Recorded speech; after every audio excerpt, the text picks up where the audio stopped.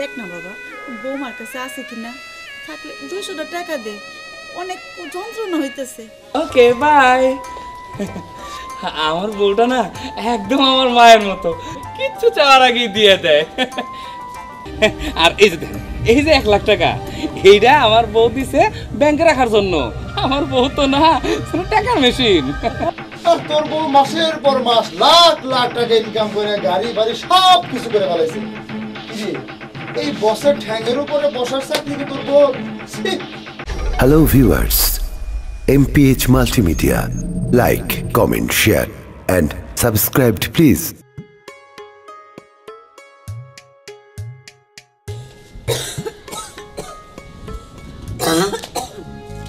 সোহেল, সোহেল, বাবা, এদিকে আয় বাবা।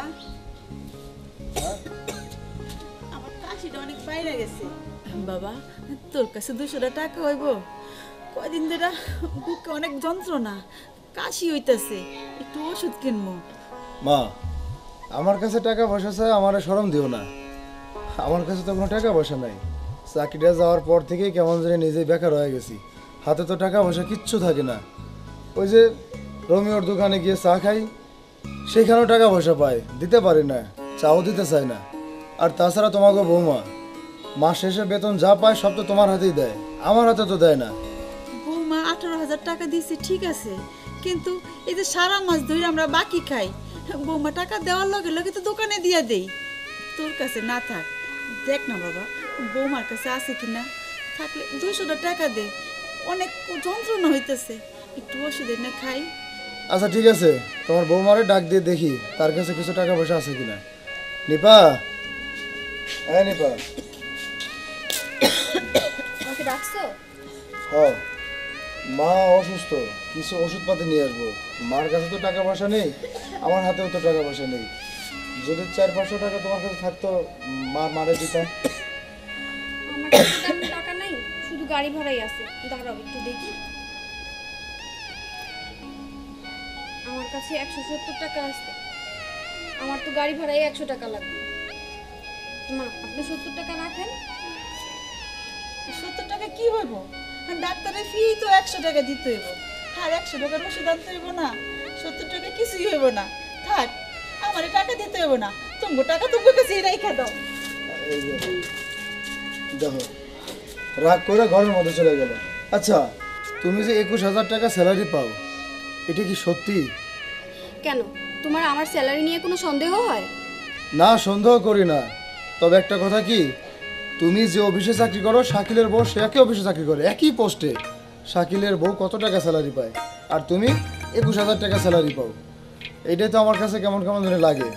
মায়ের অসুস্থর সময় শাকিলের কাছ থেকে আমি 50,000 টাকা ধার নিয়ে আসছিলাম, সেই টাকার জন্য ওরা তাগিদা দেয়, দিতে পারি না। আমার ঘরে যদি বলো যে 5,000 টাকা, তাও তো নাই। শাকিলের বউ আর আমি একই পোস্টে চাকরি করি, ওর বেতন আর আমার বেতন একই বেতন, কিন্তু ও যে এত টাকা কোত্থেকে পায় সেটা সময়ই বলে দিবে। বুঝলাম বুঝলাম, তুমি এবং শাকিলের বউ একই অফিসে একই পোস্টে চাকরি করো, তোমার বেতন 21,000 টাকা, শাকিলের বউর বেতনও 21,000 টাকা। তাহলে কি তুমি বলতে চাও যে শাকিলের বউয়ের টাকার মেশিন আছে, তার কাছে টাকার মেশিন? আমি এত কিছু জানি না শাকিলের বউ টাকার মেশিন কিনা, কিন্তু সেটা একদিন প্রমাণ হবে। আর তুমি চিন্তা করো না, আমি আমার অফিসের কলিগের কাছ থেকে মার জন্য 500 টাকা তোমার বিকাশে পাঠিয়ে দেব। আমি গেলাম। দেখে শোনা যায় মা, তোমার বৌমা বলছে তার কলিং এর কাছ থেকে টাকা ধার নিয়ে বিকাশে দিয়ে দিবে। লাগবে না। আরে বাবা, দিব দিব। শোন, তোদের ক্লাবের জন্য অন্তত 20-25 হাজার টাকা আমি অবশ্যই দিব, কিন্তু তোদের একটা কাজ করতে হবে, বুঝছিস? ওই যে পরিচালনা পরিষদে আমার নামটা ঢুকাই দিতে হবে। না, টাকা তো সবসময় দিয়ে আসতেছি, এখনো দিব। আরে বুঝিস না, আমার বউ যে চাকরি করে সে তো আমার বউ না, সে তো আমার টাকার মেশিন, বুঝিস নাই? হ্যাঁ হ্যাঁ হ্যাঁ, আচ্ছা আচ্ছা ঠিক আছে, কোনো সমস্যা নেই। হ্যাঁ, পরে কথা বলছি। হ্যাঁ শোনো, আমি তো অফিসে যাচ্ছি। তুমি অফিসে যাচ্ছ? আল্লাহ, দেখি দেখি দেখি, এ কি অবস্থা তোমার? চুলগুলো এলে মনো, এই অবস্থায় তুমি অফিসে যাবা? হ্যাঁ, না না, এইভাবে যাওয়া যাবে না। কি বলছো তুমি? কিভাবে আছি? আমি তো ঠিকভাবে আছি, তাই না? তুমি ঠিকভাবে নেই, তুমি যদি আমার চোখ দিয়ে দেখতে তাহলে বুঝতে পারতে। ঠিক আছে, দাঁড়াও, আমি চিরুনিটা নিয়ে আসছি। ওয়েট। পাগল একটা, এত বউ পাগল হলে হয়? এই যে দাঁড়াও, এই যে দেখো চুলগুলো কত এলোমেলো হয়ে আছে। তুমি যদি এইভাবে অফিসে যাও তাহলে কেমন হবে বলো? তুমি এত বড় একটা অফিসে চাকরি করো, এত টাকা ইনকাম করো, হ্যাঁ? আচ্ছা শোনো, হ্যাঁ। তোমাকে আমি 1 লাখ টাকা দিচ্ছি, এটা ব্যাংক থেকে জমা দিয়ে আসবা। ও আচ্ছা ঠিক আছে। আচ্ছা শোনো না, ওই যে তুমি যে গত সপ্তাহে আমাকে পকেট খরচের জন্য 5,000 টাকা দিয়েছিলে, সেটা না আমি আমার বন্ধু বান্ধব নিয়ে খেয়ে ফেলেছি। আর তাছাড়া তুমি তো জানোই, ওরা সবাই বলে তোর বউ এত বড় চাকরি করে আর তুই খাওয়াবি না। বলো, আমি যদি ওদেরকে না খাওয়াই তাহলে কি তোমার মান সম্মান থাকবে? তাই বলছিলাম, যদি কিছু টাকা পয়সা থাকে। আর তাছাড়া তুমি তো সবসময় প্রতি মাসে আমাকে 20-30 হাজার টাকা এমনিতেই দাও। ব্যাপারটা হয়েছে কি, এখন সব মিলিয়ে আমার পকেটে এই 50টা টাকা আছে। আসলে তুমি তো জানোই, আমি 4 দোকানে বসলে কত বন্ধু বান্ধব আসে, ওই 400-500 টাকা তো বিল চলে আসে। তাই তোমাকে বলছি আর কি। কি মাত্র 50 টাকা? ও শিট, তুমি তো আমার মানে প্রেস্টিজটা একদম পাংচার করে দিবা। শুনো, তুমি হচ্ছো আমার হাজবেন্ড, শিলা ম্যামের হাজবেন্ড। এই কথাটা তোমাকে কখনোই ভুলে যাওয়া চলবে না। তুমি সবসময় চলবা প্রিন্সের মতো, যাতে করে মানুষ দেখে বলে যে আমার হাজবেন্ড একটা প্রিন্স। আর হ্যাঁ, তোমার তো টাকা লাগবে, তাই না? 1 2 3 4 5 ধরো, নাও। আপাতত তোমাকে 5,000 টাকা দিচ্ছি হাত খরচের জন্য, যখনই ফুরায় যাবে। আচ্ছা যাও, মিনিমাম 1 সপ্তাহের মধ্যে তোমার কিন্তু এই টাকাটা শেষ করতে হবে, তারপরে আবার আমার কাছে চাইবা। আর যদি 1 সপ্তাহের আগেই শেষ হয়ে যায় তাহলে তো অবশ্যই আগে আগে বলবা, কারণ তুমি হচ্ছ শিলার হাজবেন্ড, সেটা কখনো ভুলে গেলে চলবে না। না, এখন না। তাহলে গেলাম, হ্যাঁ? দেরি হয়ে আচ্ছা যাচ্ছে। ঠিক আছে, দেখে শুনে যাও, হ্যাঁ? Okay bye. Okay bye. আমার বউটা না একদম আমার মায়ের মতো, কিচ্ছু চাওয়ার আগেই দিয়ে দেয়। ও ভালো কথা, আজকে তো সোহেলের এখানে যেতে হবে। ওর কাছে 50,000 টাকা পাই। ওর মা যখন অসুস্থ ছিল তখন নিয়েছিল, বলেছিল কোরবানির ঈদে বোনাস পেয়ে দিয়ে দিবে। আচ্ছা যাইতে পারি। বুয়া শোনো, আমার জন্য একটা কফি বানিয়ে রেখো, আমি আসছি। সোহেল, সোহেল এদিকে। ও তুই? হ্যাঁ আমি। আচ্ছা শোন, ওই যে আমি যে 50,000 টাকা পেতাম সেটা তো তোর দেওয়ার কথা ছিল, টাকাটা নিয়ে আয় যা। দুঃখের কথা যে কিভাবে কইরে দোস্ত, তুই তো টাকা নেওয়ার জন্য আমার বাড়ির উপরে চলে আসলি, কিন্তু টাকা পয়সা তো আমার হাতে নাই। আমার বউ বেতন যা পাইছিল, শ্বশুরবাড়ি কিছু ঋণ করছিলাম, ওইখানে দিয়ে দিছি। আর দোকান ভাড়া ওই যা ছিল ওই জায়গা দিয়ে দিছি আর কি। এখন তো টাকা পয়সা নাই। কি বলতেছিস তুই সব? হ্যাঁ, তুই 7-8 মাস আগে বললি যে কোরবানির ঈদে বোনাস এবং স্যালারি মিলে তুই টাকা পয়সা যেটা হবো আমার টাকাটা দিয়ে দিবি। কিন্তু আচ্ছা তুই আমার বন্ধু মানুষ ঠিক আছে, কিন্তু আর কত সময় দিমু তোরে? হ্যাঁ বলতো দেখি আমারে। সময় যখন দিছি, সময় আর একটু দে দোস্ত, সময় মতো আমি তোর টাকা পয়সা সব কিছু ক্লিয়ার করে দেবো। আচ্ছা ঠিক আছে, সেটা না হয় দেওয়া গেল, কিন্তু তোর চেহারা আর তোর ঘরের চেহারা দেখলে বলো তো আমার খুব খারাপ লাগে। তুই আমার দোস্ত মানুষ, তোর বউ আমার বউ একই অফিসে চাকরি করে, কিন্তু এই যে তোর বাড়ির অবস্থা দেখ, তুই টিনের ঘরে রয়েছ। অবশ্য খালাম মানে একটা ঘর বানাই দিছ, যদিও মুরগির খোপের মতো দেখা যায়, কিন্তু পাকা করে দিছ, সেটা খুব ভালো করছ, খুব সব পাবি। শোন, আমি কই কি, তুই একটা বিল্ডিং টিল্ডিং করছ নাকি লেগে এখানে? নুন আনতে পান্তা পরে আবার বিল্ডিং।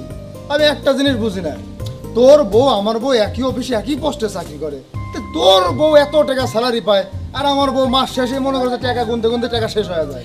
এর জন্যই বউদের উপর একটু নজর রাখতে হয়।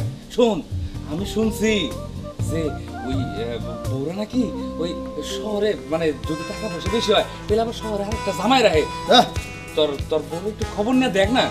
এই আজকে এসব কথাবার্তা, এই বউরা কোন সময় পারে 2 জামাই নিয়ে সংসার করতে? আরে আমি কি এমনি কই, দাঁড়া। এই যে দেখ, এখানে কত টাকা? 1 লাখ টাকা আজকে আমার বউ দিছে ব্যাংকে জমা রাখার জন্য। আমার বউ যদি এত টাকা ইনকাম করতে পারে তাহলে তোর বউ ইনকাম করতে পারতেছে না কেন? একবার ভাইবা দেখ। আমার মনে হয় সেই শহরে একটা জামাই রাখছে, সেখানে অনেক টাকা পয়সা দেয়। আর দেখ তোরা আরো দেখাই, এই যে আমার টাকা শেষ হয়ে গেছিল, সাথে সাথে আমার হাত খরচ এই যে 5,000 টাকা দেখ নগদ গুইনা বাইর করে দিয়ে দিছে। দেখছ? হ্যাঁ হ্যাঁ 1 লাখ টাকা দিবি, একটু হাতায় দিবি। আরে বেটা তুই আমার বন্ধু মানুষ, ধর, এটা কোনো ব্যাপার হলো নাকি?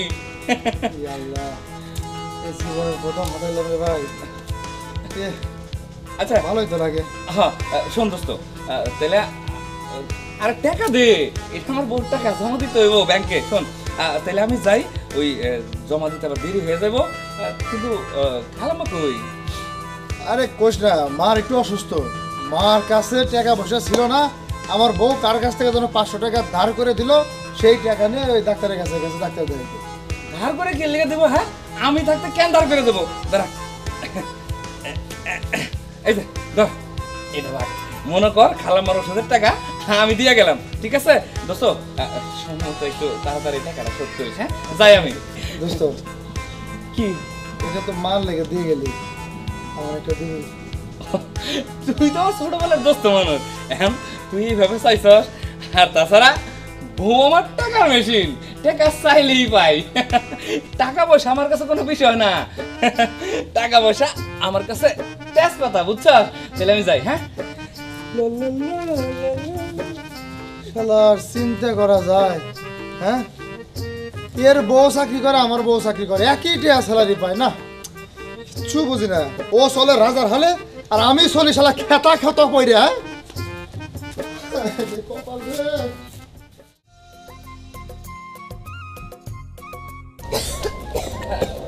আসসালামু আলাইকুম খালাম্মা। ওয়ালাইকুম আসসালাম। দিয়ে দিছি। কি দিয়ে দিছো বাজান? ওই যে আপনার ওষুধের টাকা। ওষুধের টাকা বৌমা তো বিকাশে পাঠাইছে, আমি তো ডাক্তারের দোকানে দিয়া এই ডাক্তারে দিয়ে আর যে ওষুধগুলো নিয়ে আইছি। খালাম্মা আপনি তো দিয়েছেন ডাক্তার রে, আমি দিয়েছি আপনার পোলার কাছে।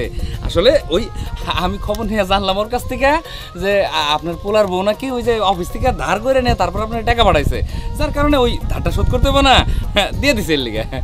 কেন যে তুমি আবার শরীরের কাছে 500 টাকা দিতে গেলা? আমার অসুখের সময় 50,000 টাকা দিছো, সেই টাকাই তো এখনো পরিশোধ করতে পারি নাই। তুমি খামাখা ঋণ বাড়াইতেছো বাজান। খালাম্মা এইসব আপনি কি কইতেছেন? ঋণের কথা কইতেছেন কেন? আপনি তো আমার মায়ের মতোই। আর আপনি তো জানেন ছোটবেলায় আমার মাটা মরে গেছে গা।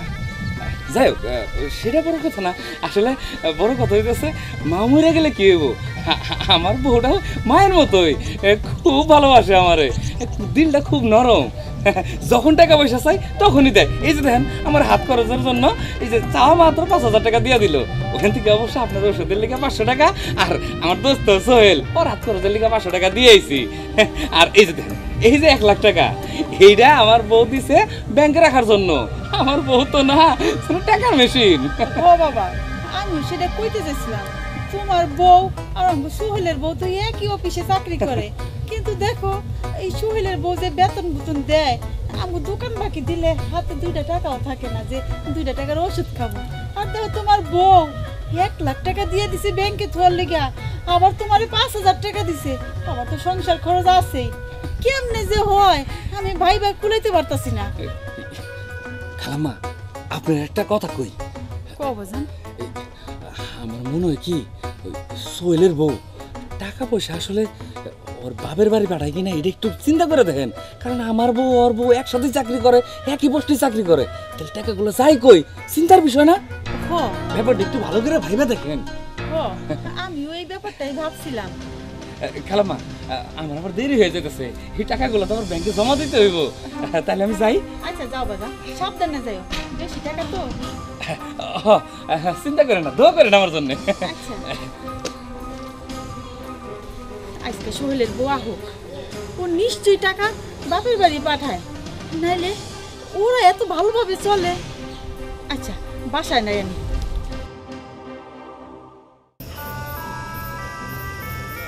বাবা রে, তোর কপালটা তো পুড়ে গেছে। তোর বাবা যে মাইয়া পছন্দ করছিল, ওই মায়ের যদি আনতাম আজকে তুই বড় লোক হইতে পারতি। আর আমি কি করলাম, আমার পছন্দ মতো মাইয়া বিয়া করাইয়া তোর কপালটা একদম একদম খারাপ বানায় দিলাম। মা, শুধু শুধু এ সমস্ত কথা বলে আর কি হইব কও? কপালে মানুষের সাথে যার বিয়ে থাকে তার সাথে তো বিয়ে হয়। বাপে আমার যে মেয়েটা দেখছিল তার সাথে আমার কপালে লেখা ছিল না, তাই বিয়েটা হয় নাই। এর সাথে আমার কপালে ছিল, তাই বিয়েটা হয়েছে। দেখ বাজান, তোর কপালের দোষ দিস না। তোর বউ যদি কামাই কইরা কামাইয়ের ওই অর্ধেক বেতন যদি শ্বশুর বাড়ি পাঠায় দেয়, তাহলে তোর কপালের দোষ দিয়ে কোনো লাভ আছে? শাকিলের বউ দেখ, একই বেতন পায়, ও বাড়ি গাড়ি সব করতেছে, আর তোর বউ সংসারটাই ঠিক মতো চালাইতে পারতেছে না। আজকে আহো, আইলে তুই এটার একটা কঠিন জবাব নিবি। মা, সংসারটা তো সে একা চালায় না, আমিও তো চালাই।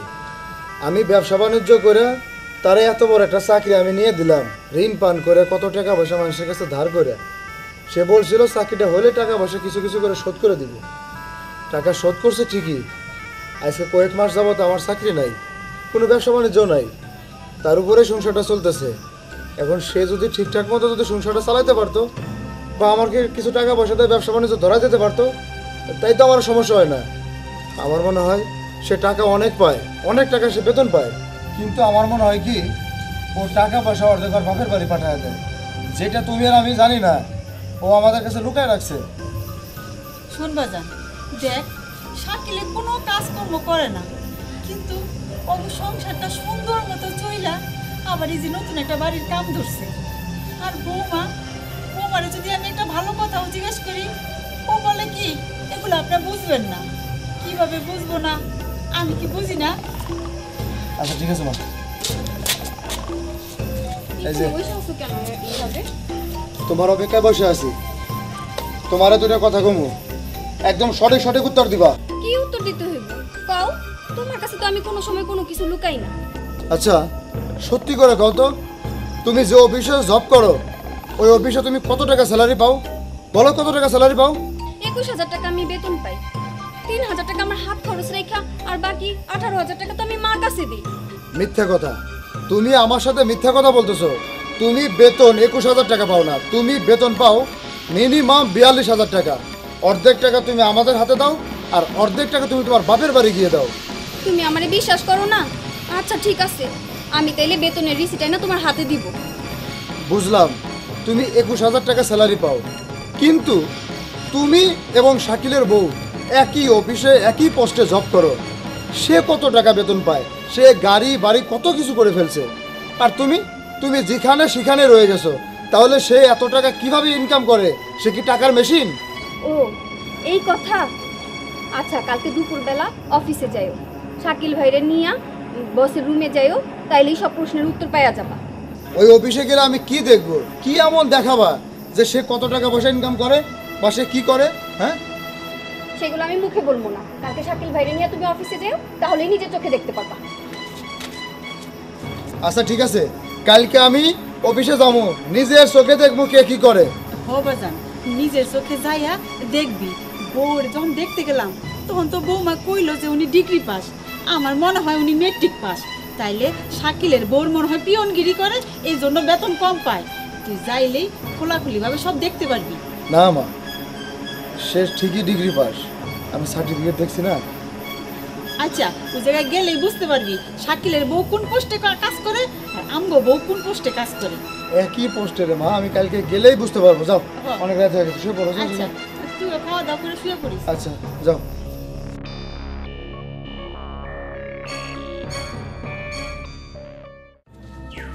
আরে কি রে, তুই মানে কই নিয়ে যেতেছিস?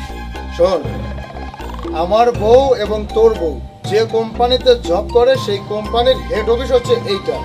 ও আমি আমার বউকে বললাম যে তুমি এবং শাকিলের বউ একই পোস্টে একই স্যালারি, তুমি আমার কাছে 21,000 টাকা দাও, আর অথচ শাকিলের বউ কত টাকা পয়সা ইনকাম করে। সে আমাকে বলছে যে লাঞ্চ টাইমে এসে যদি নিজের চোখে দেখো তাহলে বুঝতে পারবা যে শাকিলের বউ এত টাকা পয়সা কিভাবে ইনকাম করে। এই জন্য এখানে নিয়ে আসলাম।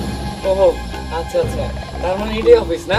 আচ্ছা ঠিক আছে, চল ভিতরে যা দেখি কি হইতাছে। হ্যাঁ, মূল ঘটনাটা জানি, চল। বস আমার কিন্তু সামনের মাসে 1 লাখ টাকা লাগবে। ও পাগল, 1 লাখ? কোটি কোটি টাকার বিজনেস আমার, 1 লাখ টাকা মাত্র? শোনো, 1 লাখ তোমাকে ওয়েট করে দিচ্ছি। এই না, এই 1 লাখ, ঠিক আছে? আর সামনে সামার ভ্যাকেশনে আমার সাথে সিঙ্গাপুর যাবো 20 দিনের জন্য, তোমাকে এসে আরো 2 লাখ টাকা দেবো। কিন্তু বস আমার হাজবেন্ড কি বলবো, এতদিন বাসার বাইরে থাকা? শোনো, তোমার হাজবেন্ড হলো একটা বোকা, ওকে যা বলবে তাই, বসতে বললে বসে থাকবে, দাঁড়া থাকলে দাঁড়া বলবে। এখন যদি ওকে একটা প্যান্ট শার্ট কিনে দাও, সে মহা খুশি, ঠিক আছে? আর যদি জিজ্ঞাসা করে যে কেন যাবো ওখানে, বলবা যে বসের সাথে অ্যাসাইনমেন্টের জন্য 20 দিনের জন্য সিঙ্গাপুর যাবো। That's all. ওকে।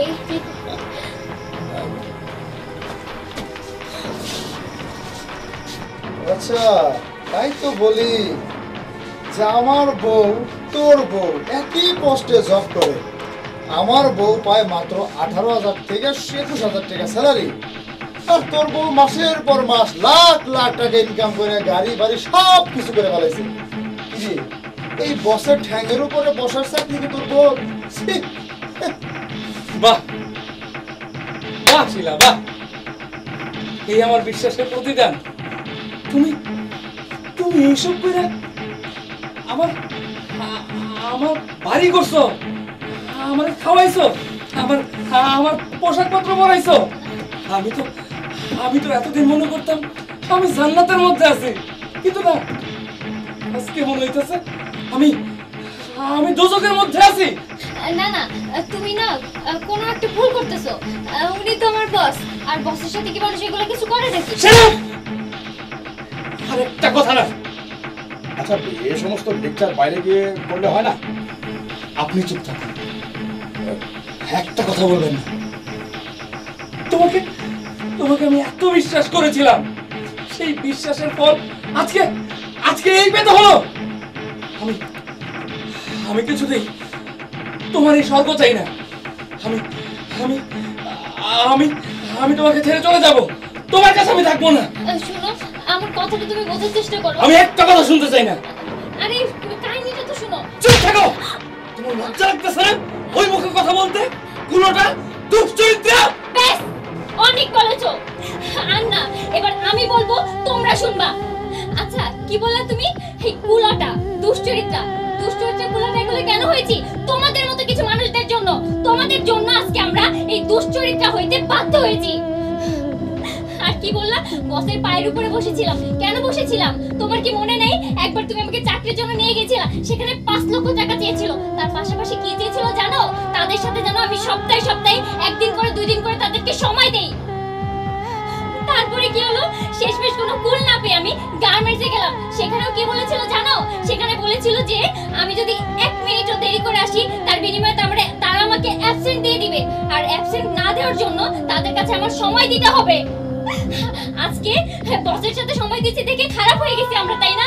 আর একটা কথা বলি আমি তোমাকে, টাকার মেশিন না মেয়েরা সহজে হয় না, মেয়েদেরকে বাধ্য করা হয়। আর বাধ্য করে কারা? তোমাদের মতো কিছু মানুষরা।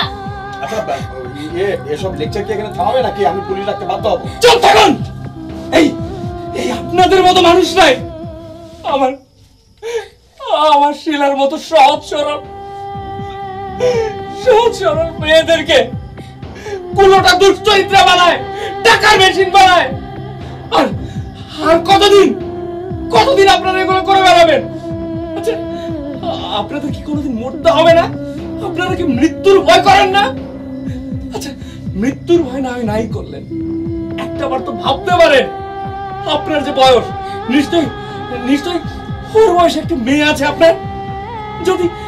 যদি আপনার সেই মেয়ে কারোর সাথে এভাবে সময় দেয়, তখন আপনার কেমন লাগতো?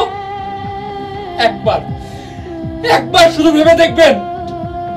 আমার মনে হয় না, যদি আপনার ভিতরে একটু মনুষ্যত্ব থাকে, আর আপনাদের সবার ভিতরে যদি একটু মনুষ্যত্ব থাকে, তাহলে এই ধরনের কোনো কিছু করবেন। চলো।